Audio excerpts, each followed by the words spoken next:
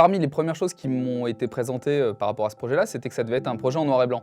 Or, moi je suis plutôt connu sur mon travail de couleur, c'est vrai que c'est quelque chose qui me tient vraiment à cœur, d'essayer de jouer sur la symbolique, d'avoir des lumières colorées, etc.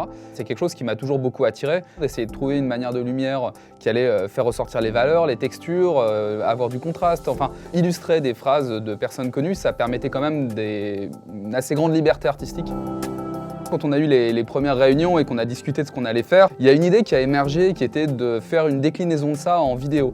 Il faut vraiment savoir qu'est-ce qu'on va faire, lancer le process. Encore une fois, ça a été une question d'organisation. Ça demande plus de temps et plus d'étapes. Quand j'ai rencontré Jeanne, elle était dans un autre atelier. Là, ce qui est vraiment chouette, c'est que c'est un lieu dans lequel il y a plein de corps de métier qui sont des corps de métier artistiques, mais qui sont vraiment dans l'art appliqué. Donc il y a des tailleurs de pierre, des gens qui travaillent sur le bois, etc.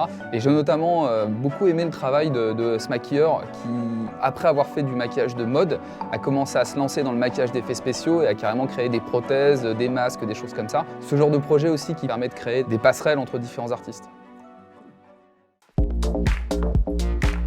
Lui, quand on l'a vu, on s'est dit, c'est lui quoi, c'est le Charles Wollner, enfin c'est le personnage principal.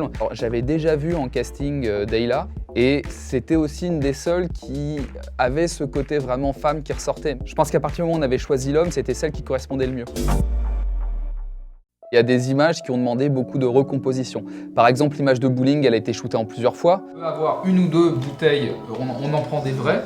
Tu vois qu'on met derrière, ouais, c'est ce que je prend pensais. des sucres qu'on met devant et puis après moi je ferai aussi un petit montage en faisant exploser une vraie bouteille. Go!